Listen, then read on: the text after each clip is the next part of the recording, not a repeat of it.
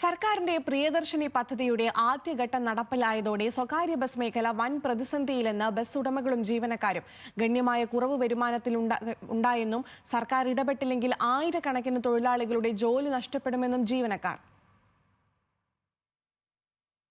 പ്രിയദർശിനി പദ്ധതിയിൽ ഉൾപ്പെട്ട ബസ്സുകൾ സർവീസ് നടത്തുന്ന സ്ഥലങ്ങളിൽ സ്വകാര്യ ബസ്സുകളിലേക്ക് യാത്രക്കാർ കയറുന്നതിൽ വലിയ കുറവുണ്ടായെന്നാണ് ജീവനക്കാർ പറയുന്നത്.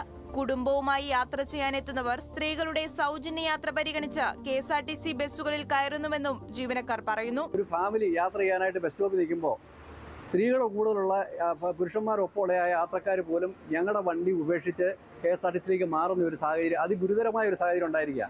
കാരണം ഒരു സ്ത്രീയും പുരുഷനും അപ്പനും അമ്മയും രണ്ട് കുട്ടികളും ഉണ്ടെങ്കിൽ സ്ത്രീകൾക്ക് ഫ്രീ ആയതുകൊണ്ട് ഞങ്ങളുടെ വണ്ടിയെ കയറിക്കൊണ്ടിരുന്ന യാത്രക്കാർ മുഴുവൻ സ്ത്രീകൾ ഫ്രീ ആയതുകൊണ്ട് അങ്ങോട്ട് ആ പുരുഷ യാത്രക്കാരുടെ പ്രൈവറ്റ് ബസ് ഉപേക്ഷിച്ച് KSRTCയിലേക്ക് മാറുന്ന ഒരു സാഹചര്യമാണ്. പല റൂട്ടുകളിലെയും സർവീസുകളും ബസ്സുകളും നിർത്തേണ്ട സാഹചര്യമാണെന്നും ജീവനക്കാർ പറയുന്നു. നൂറുകണക്കിന് തൊഴിലാളികളുടെ ജോലി നഷ്ടപ്പെടുന്ന സാഹചര്യമെന്ന് തൊഴിലാളി സംഘടനകളും പറയുന്നു. ഞങ്ങളെ ആയിരക്കണക്കിന് വരുന്ന തൊഴിലാളികൾ ഇവിടെ വഴിയാധാരമായി നിൽക്കുന്ന ഒരു അവസ്ഥയിലാണ് ഇപ്പോൾ.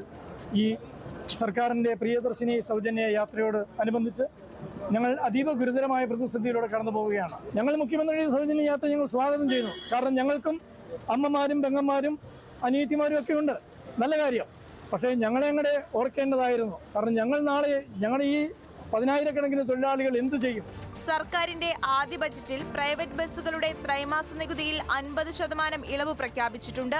ഡീസൽ വില വർധനവിലും പ്രിയദർശിനി സൗജന്യ യാത്രയും മൂലം സ്വകാര്യ ബസ് മേഖലയ്ക്കുണ്ടായ തിരിച്ചടിയുടെ തോത് കുറയ്ക്കാനായിരുന്നു പ്രഖ്യാപനം. എന്നാൽ നികുതി ഇളവ് കൊണ്ട് മാത്രം നിലവിലെ പ്രശ്നം പരിഹരിക്കാൻ കഴിയില്ലെന്നും അടിയന്തരമായി സർക്കാരിന്റെ ഇടപെടൽ ഉണ്ടാകണമെന്നുമാണ് ബസ് ഉടമകളുടെ ആവശ്യം. ന്യൂസ് മലയാളം, കോട്ടയം.